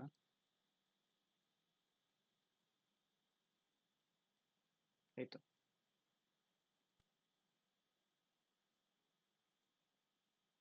ওকে। এখানে স্ট্যান্ডার্ডাইজ কোএফিসিয়েন্ট সবচেয়ে বড় হচ্ছে পার্সেন্টেজ অফ পুয়ার পিপলস এরটা। সিমিলারলি আমরা এখানেও দেখতেছি, আমাদের দেখাচ্ছে পার্সেন্টেজ অফ পুয়ার পিপলস এর প্রেডিক্টর ইম্পর্টেন্সটা সবচেয়ে বেশি। তার মানে হাউস প্রাইসের সাথে এই ভেরিয়েবলটার সম্পর্ক সবচেয়ে জোরালো, বা এটার ইম্পর্টেন্সটা সবচেয়ে বেশি। এটার পরেই আছে রুম কাউন্ট, যেটা আমরা এখান থেকেও দেখতে পারছিলাম সেকেন্ড পজিশনে আছে 352 নিয়ে রুম কাউন্ট। তারপর হাউস এইজ, এখানেও হাউস এইজ। এখানে তারপর দেখতেছি পার্সেন্টেজ এরিয়া উইথ পার্কস, তো এটা হচ্ছে 061। হ্যাঁ, তারপর এটা সিমিলারলি হচ্ছে বাকিগুলো। তো তার মানে আমরা এখানে মডেল ভিউয়ার থেকে সুন্দর করে দেখতে পাচ্ছি, আরো মানে বেটার ভিউ পাচ্ছি আমাদের ভেরিয়েবল গুলা কিরকম ভাবে একটার সাথে আরেকটা রিলেটেড। আরো কিছু আছে এখানে, নিচের দিকে যদি যাই, এই যে এই যে একটা ফিগার, এই ফিগারটা আসলে দেখাচ্ছে যে ভিজুয়ালাইজেশন করে দেখাচ্ছে যে আমাদের টোটাল কোন ভেরিয়েবল গুলার ইম্পর্টেন্স কিরকম এই প্রাইসের সাথে। সবচেয়ে গাঢ় যেটা, সেটা হচ্ছে বেশি ইম্পর্টেন্ট। সবচেয়ে হালকা যেটা, সেটা হচ্ছে সবচেয়ে কম ইম্পর্টেন্ট। আর ইভেন পরে আরেকটা আছে, এই ফিগারটা পজিটিভ গুলোকে নীল বা ব্লু কালারের মাধ্যমে দেখাচ্ছে, আর নেগেটিভ গুলোকে রেড কালারের মাধ্যমে দেখাচ্ছে। তো তার মানে রুম নাম্বার, এইজ, পার্কস, এই ভেরিয়েবলগুলো, এই ভেরিয়েবলগুলোর সাথে পজিটিভলি রিলেটেড প্রাইস। অর্থাৎ এটা বাড়লে এটাও বাড়বে, এইজ বাড়লে প্রাইস বাড়বে, পার্কস বাড়লে প্রাইস বাড়বে, এরকম। আর বাকি যেগুলো আছে পোরেশ পোর, তারপর হচ্ছে রেসিডেন্সিয়াল এরিয়া, এয়ার কোয়ালিটি, এদের মধ্যে হচ্ছে নেগেটিভ কোরিলেশন। তো এইটা দেখার জন্য তো আর এত বড় গ্রাফটা এত মানে ঢাকঢোল পিটানোর দরকার নাই। আমরা সিম্পলি এই কোএফিসিয়েন্ট টেবিল থেকেই কিন্তু বুঝতে পারতাম যে, এই যে এখান থেকেই কিন্তু বুঝতে পারতেছি যে কাদের সাথে রিলেশনটা কিরকম, পজিটিভ নাকি নেগেটিভ। কারণ এখানে হাউস এজেন্টটা হচ্ছে পজিটিভ, তারপর রুম কাউন্টটা পজিটিভ। এভাবে হচ্ছে আমরা পজিটিভ না নেগেটিভ কোরিলেশন, সরি, রিলেশন নাকি নেগেটিভ রিলেশন, সেটা এখান থেকে বুঝতে পারতেছি।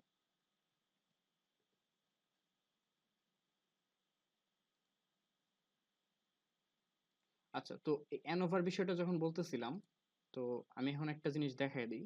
সেটা হচ্ছে এখানে তো সবসময় সিগনিফিকেন্ট আসছে তা না, বা আসবে তা না, এখানে ইনসিগনিফিকেন্টও আসতে পারে। যেমন আমি যদি এইখানে যে ভেরিয়েবলগুলো ইনসিগনিফিকেন্ট আসছে, যেমন এটা, sorry, air quality index score, house residential area. তো আমি যদি এখন এরকম একটা মডেল তৈরি করি, যেখানে শুধুমাত্র এই এয়ার কোয়ালিটি ইন্ডেক্স স্কোর এবং হাউস রেসিডেন্সিয়াল এরিয়া, এই দুইটা ভেরিয়েবল থাকবে, তো ওকে দিচ্ছি। না, এটা আবার সিগনিফিকেন্ট হয়ে গেছে। তো ঘটনাটা হচ্ছে কি, আমি যখন এই মডেলটাতে শুধুমাত্র এই দুইটা ভেরিয়েবল অ্যাড করছি, আর কোনো কিছু অ্যাড করি নাই, তো এখন আমাকে দেখাচ্ছে যে এই ভেরিয়েবলটার সাথে হাউস প্রাইসের একটা সম্পর্ক আছে। আবার হাউস রেসিডেন্সিয়াল এরিয়ার সাথেও হাউস প্রেজার একটা সম্পর্ক আছে। তো সবচেয়ে ইজিয়ার ওয়ে যেটা মডেল, এরকম মডেল সিলেকশনের ক্ষেত্রে আমরা তো এতক্ষণ জাস্ট ফুল মডেলটা রান করে দেখছিলাম, বাট আমাদের টার্গেট যদি ফুল মডেল রান না করে জাস্ট প্রেডিকশন হয়, তখন কি করতে হবে সেটা দেখাই। তো আমি ধরতেছি যে আমার এত ঝামেলা করতে ইচ্ছা করতেছে না, আমি জাস্ট মডেল প্রথমে হচ্ছে ফুল মডেল দিব, তারপর আমি একটা একটা করে ব্যাক মানে ভেরিয়েবল বাদ দিব, যে ইনসিগনিফিকেন্ট সেটা বাদ দিয়ে দিব, আবার ইনসিগনিফিকেন্ট আরেকটা আসছে ওইটা বাদ দিয়ে দিব। তো সেক্ষেত্রে আমরা এই ব্যাকওয়ার্ড এলিমিনেশন মেথডটা ইউজ করতে পারি। তো মেথডে গিয়ে এন্টার না দিয়ে ব্যাকওয়ার্ডটা সিলেক্ট করে দিবেন, জাস্ট ব্যাকওয়ার্ড এলিমিনেশন মেথড দিতে পারেন। তো ওকে দিচ্ছি, দেখেন এটা দিলে কি হবে। এটা দিলে তিনটা স্টেপ হয়েছে আমাদের ক্ষেত্রে, এই ডেটার ক্ষেত্রে তিনটা স্টেপ হয়েছে। প্রথম স্টেপে সবগুলা ভেরিয়েবলকে নিয়ে একটা মডেল ফিট করছে। তারপর সেকেন্ড স্টেপে পার্সেন্টেজ এরিয়া উইথ পার্কস এই ভেরিয়েবলটাকে বাদ দিয়ে দিছে। এবং থার্ড স্টেপে গিয়ে এয়ার কোয়ালিটি ইন্ডেক্স স্কোর এটাকেও বাদ দিয়ে দিছে। এবং কিসের উপর বেস করে বাদ দিছে সেটাও কিন্তু পাশে লেখা আছে, যে probability of F to move, অর্থাৎ মানে ওই পি ভ্যালু সেটা হচ্ছে 0.1 এর চেয়ে বড় ছিল, তো সেই জন্য হচ্ছে রিমুভ করে দিচ্ছে। পরেরটাও রিমুভ করে দিচ্ছে, 0.1 এর চেয়ে বড় যেহেতু সেটা রিমুভ করে দিছে। এবং রিমুভ করার পর এই থার্ড স্টেপে গেছে, এসে থেমে গেছে, তার মানে এই মডেলে এখন আর কোনো ইনসিগনিফিকেন্ট কিছু নাই। তো আমি যদি একটু নিচে নামি এবং কোএফিসিয়েন্টস টেবিলে চলে যাই, কোএফিসিয়েন্টস টেবিলে গেলেও ওকে, এখানে গেলেও দেখতেছি যে না, আসলে ইনসিগনিফিকেন্ট আছে একটা, সিগনিফিকেন্ট এই যে 0.091 হাউস রেসিডেন্সিয়াল এরিয়া, এটাকে ডিলিট করা নাই, বিকজ আমার ক্রাইটেরিয়া সিলেক্ট করা ছিল। এই যে আমি যদি একটু উপরে যাই এখন কোড দেখি, এই যে এই কোড ক্রাইটেরিয়াতে মানে এখন কিন্তু কোড এডিট করার জায়গা চলে আসছে। তো তার মানে আমি যে প্রথম ক্লাসগুলোতে কোডের জায়গা দেখাচ্ছিলাম যে সিনটেক্স কিভাবে এডিট করা যায়, এখন কিন্তু আমরা এডিট করতে পারবো সিনটেক্স। আপনি জাস্ট এটাকে কপি করবেন, কপি করবেন, কপি করে আপনি আপনার মতো এডিট করতে পারবেন। তো এইখানে কাদেরকে ডিলিট করছে, যখন দেখছে যে এই যে প্রথম ভেরিয়েবল প্রথম স্টেপে ডিলিট করছে হচ্ছে পার্সেন্টেজ এরিয়া উইথ পার্কস। তো পার্সেন্টেজ এরিয়া উইথ পার্কস এর পি ভ্যালু কত ছিল একটু দেখি, এটার পি ভ্যালু ছিল 0.357। তো তার মানে এটা অবশ্যই 0.1 এর চেয়ে বড়। সো এটাকে ডিলিট করে দিছে, প্রথমবার এটা ডিলিট করে দিছে, দেওয়ার পর এরকম একটা মডেল পাইছে। তো সেখান থেকে ডিলিট করে দিছে হচ্ছে এয়ার কোয়ালিটি ইন্ডেক্স স্কোরকে, কারণ এটার পি ভ্যালু ছিল 0.7670। এটাকেও ডিলিট করে দেওয়ার পর সে যে মডেলটা পাইছে সেখানে এই যে এই মডেলটা পাইছে 3 নাম্বার, এই 3 নাম্বার মডেলে 0.01 এর চেয়ে বড় আহ, আর কিছু নাই। সরি, 0.0 না, 0.1 এর চেয়ে বড় আর কিছু নাই। এখানে হাউস রেসিডেন্সিয়াল এরিয়া, এটার পি ভ্যালু হচ্ছে 0.091, তারপর এটা 0.51, বাট 0.1 এর চেয়ে বড় না কিন্তু। আমরা কনস্ট্যান্টেরটা বাদ দিচ্ছি, কনস্ট্যান্টেরটা হিসাব করতে হবে না। তো এই জন্য হচ্ছে মডেলটা এখানে এসে থেমে গেছে। তো আমি যদি এখন উইন্ডোতে যাই, go to designated syntax window, এখানে ক্লিক করি, তাহলে আমরা আমাদের ডেটার জন্য যে সিনট্যাক্স উইন্ডো সেটা পাবো। এবং সেখানে যে পি আউট যে ভ্যালুটা, এইটাকে যদি আমি চেঞ্জ করে 0.5 করে দেই এবং এখন রান দেই, তাহলে দেখেন অনেক কিছু বাদ দিয়ে দিচ্ছে। প্রথমবার পার্সেন্টেজ এরিয়া উইথ পার্স বাদ দিয়ে দিছে, তারপর এয়ার কোয়ালিটি ইন্ডেক্স স্কোরকে বাদ দিয়ে দিছে। ও আমাদের এটাকে 0.55 কেন ধরলো?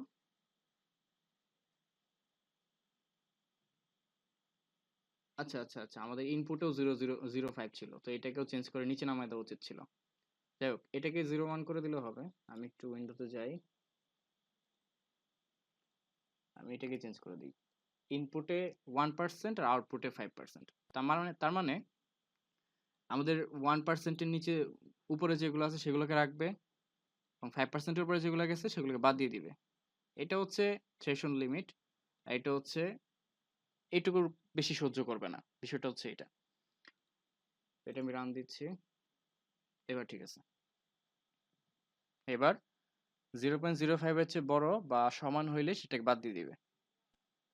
তো ফাইনালি আমাদের মডেলটা কি আসছে?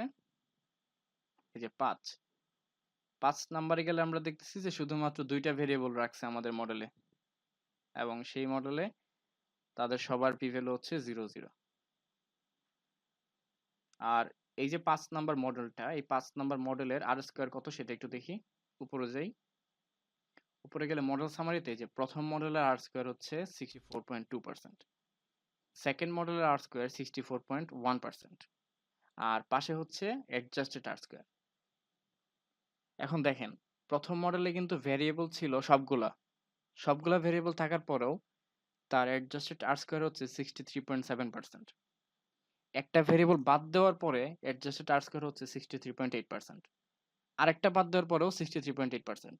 তার মানে আমি যে 2টা ভ্যারিয়েবল বাদ দিছি তারা তো অ্যাকচুয়ালি ভালো ছিলই না, বরং মডেলটাকে খারাপ বানাচ্ছিল। তো তারপরেরটা 63.7%, তারপরেরটা 63.6%। তো এই 2টা মানে ডিলিট করে দেওয়ার পরেও, অর্থাৎ 2টা ভেরিয়েবল যেগুলো ডিলিট হয়ে গেছে সেগুলো ডিলিট করে দেওয়ার পরেও মডেলের খুব বেশি কিছু চেঞ্জ হয় নাই। তার মানে মডেলটা এখনো গুড আছে। এটা হচ্ছে আমরা এখান থেকে দেখতে পারতেছি। আর ব্যাকওয়ার্ড এলিমিনেশন মেথডটা এভাবেই কাজ করতেছে। যখন দেখতেছে যে পি ভ্যালুটা সবচেয়ে বড়, হাইয়েস্ট, সেটাকে প্রথমে বাদ দেয়। তারপর সেকেন্ড একটা মডেল ফিট করে, সেখান থেকেও একটা বাদ দেয়। দেন থার্ড একটা মডেল ফিট করে, সেখান থেকে আরেকটা বাদ দেয়। এভাবে বাদ দিতে যখন গিয়ে দেখে যে আমাদের এমন কোনো ভেরিয়েবল নাই যাদের রিগ্রেশন কোএফিসিয়েন্টের পি ভ্যালু ইনসিগনিফিক্যান্ট, মানে রিগ্রেশন কোএফিসিয়েন্টটা ইনসিগনিফিক্যান্ট, তখন হচ্ছে ও স্টপ করে, এবং স্টপ করে বলে যে এটা হচ্ছে আপনার ফাইনাল মডেল। তো আমাদের ক্ষেত্রে ফাইনাল মডেলটা কি হইলো? আমাদের ক্ষেত্রে ফাইনাল মডেলটা হচ্ছে এটা কনস্ট্যান্টের রিগ্রেশন কোএফিসিয়েন্ট। আমি যদি এটাকে লিখি, এভাবে লিখতে পারবো।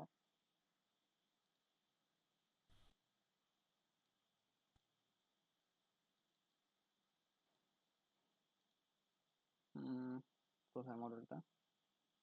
কপি করে নিয়ে আসি।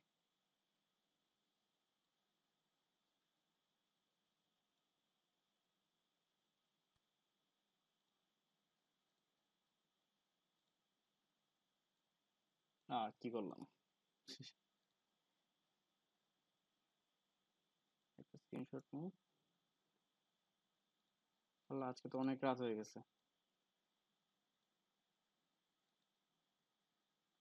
তো আমাদের মডেলটা লিখতে হবে এভাবে। ওয়াই, ওয়াই মানে হচ্ছে আমাদের প্রাইস, অর্থাৎ আমি প্রাইস লিখি, প্রাইস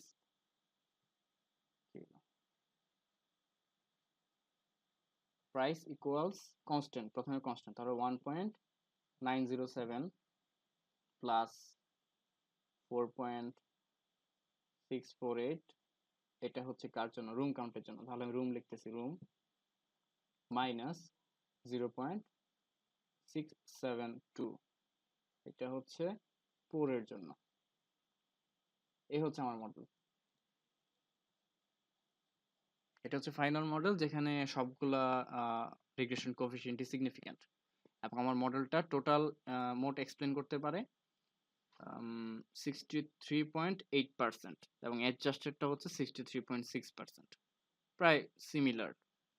এবং মডেলটা, তার মানে হচ্ছে মডেলটা বেশ ভালো পারফর্ম করতেছে।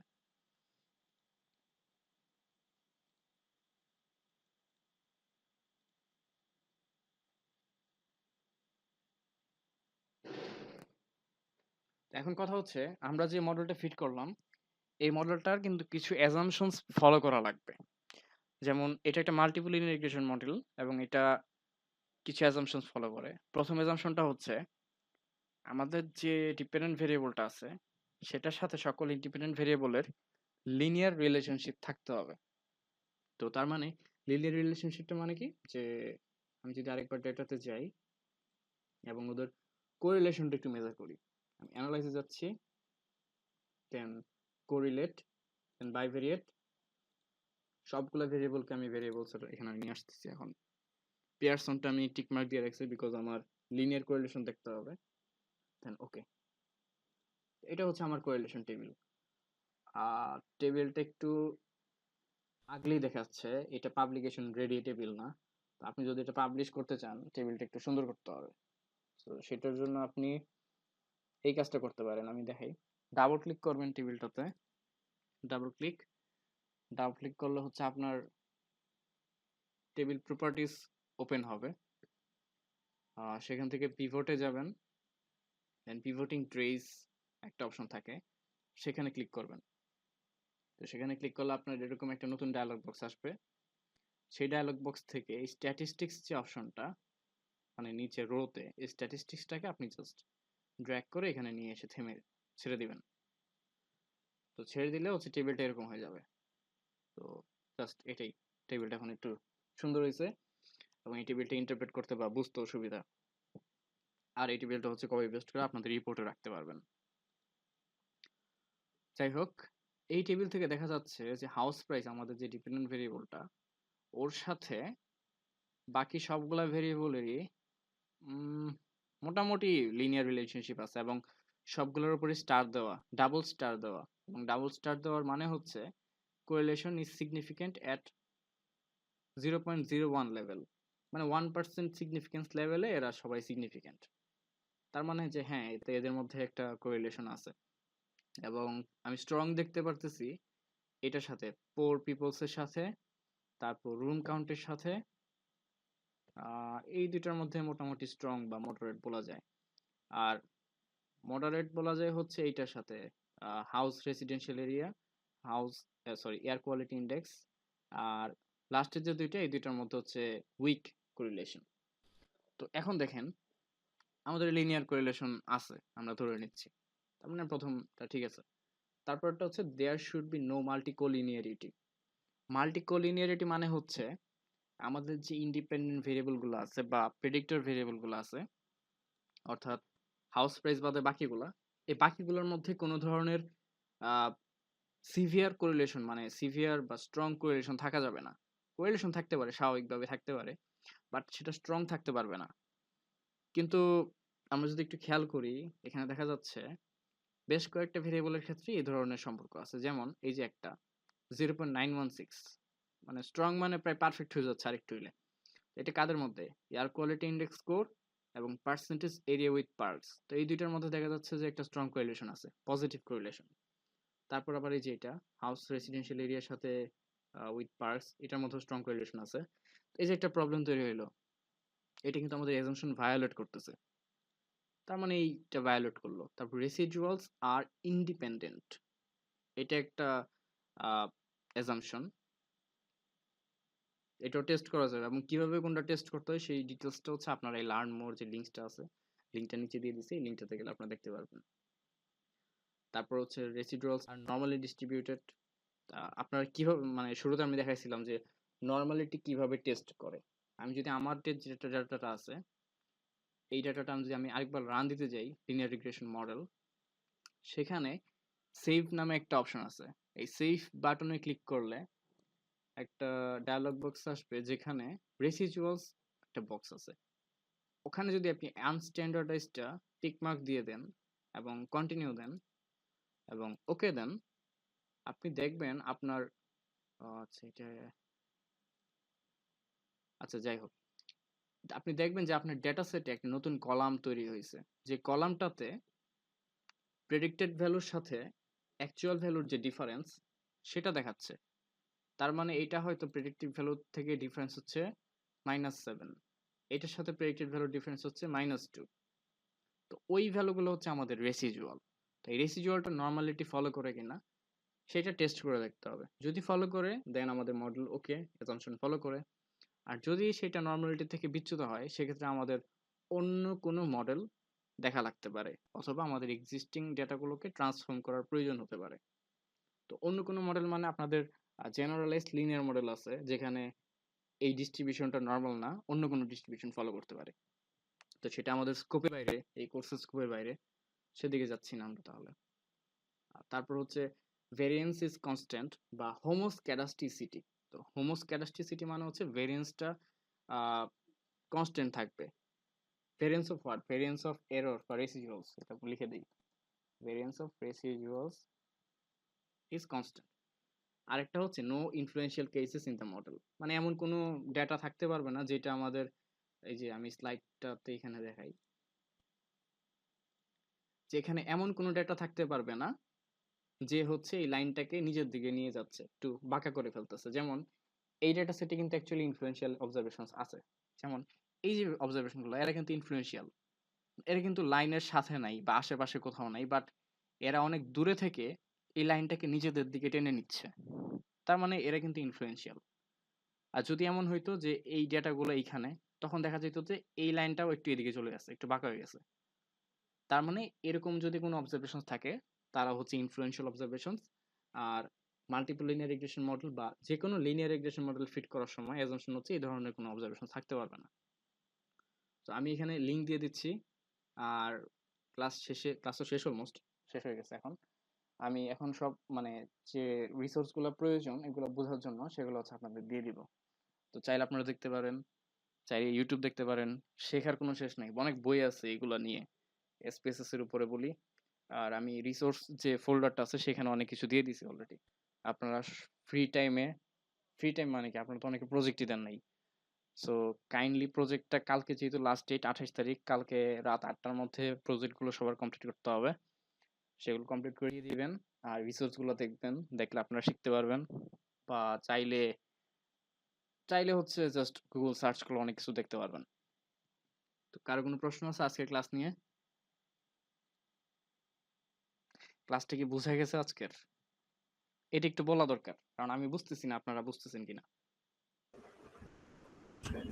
এই অর্থে যে আমরা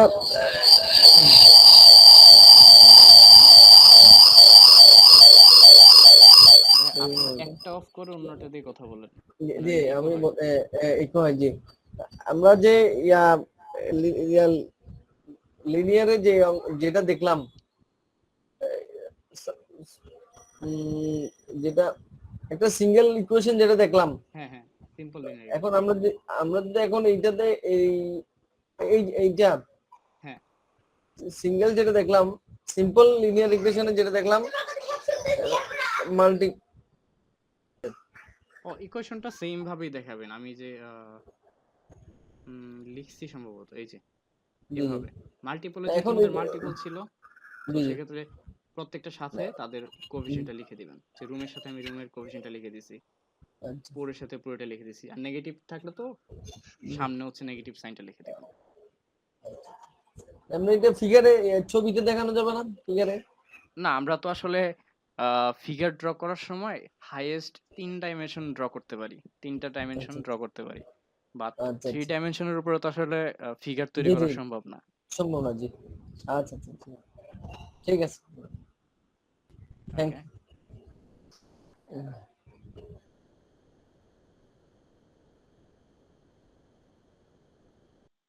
তবে রিগ্রেশন মাল্টিপল লিনিয়ার রিগ্রেশনের ক্ষেত্রে ডায়াগনস্টিক প্লটগুলো তৈরি করা হয় যেগুলো 2 ডাইমেনশনাল। তো সেগুলো হচ্ছে আপনার এই লিঙ্কটাতে গেলে দেখতে পারবেন। লিঙ্কটা অনেক অনেক ভালো একটা রিসোর্স আমার মতে। এটা হচ্ছে ইউসিএলএ, মানে ইউএস এর একটা ইউনিভার্সিটির, তাদের কোর্সের যে জিনিসগুলো হচ্ছে সেগুলো এখানে আছে। তো এটা আমার কাছে খুবই ফেভারিট একটা লিঙ্ক, মানে আমি মাঝে মাঝে এখানে গিয়ে দেখি, কারণ সবসময় সবকিছু মনে থাকে না। কাজ করতে গেলে দেখা যায় যে ভুলে গেলাম কোনো একটা কিছু, বা মনে হলো যাচ্ছে এটা যেন কি ছিল মিনিং। তো আমি হচ্ছে এই লিঙ্কটাতে যাই, আমি বুকমার্ক করে রাখছি। তো এটা তো আপনারা দেখবেন এখানে কি আছে।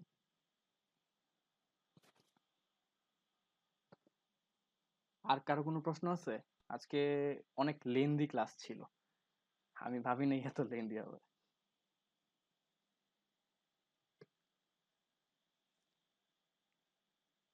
ঠিক আছে, কোনো প্রশ্ন না থাকলে আজকের মতো এখানে শেষ। সামনের দিন আমরা লজিস্টিক রিগ্রেশন বা ক্যাটাগরিক্যাল ডেটাগুলোর সাথে কিভাবে এরকম মডেল তৈরি করা যায় সেটা দেখব। তো সে পর্যন্ত প্রজেক্টগুলো করতে থাকবেন, ভালো থাকবেন। আজকের মতো এখানেই রাখি। আল্লাহ হাফেজ।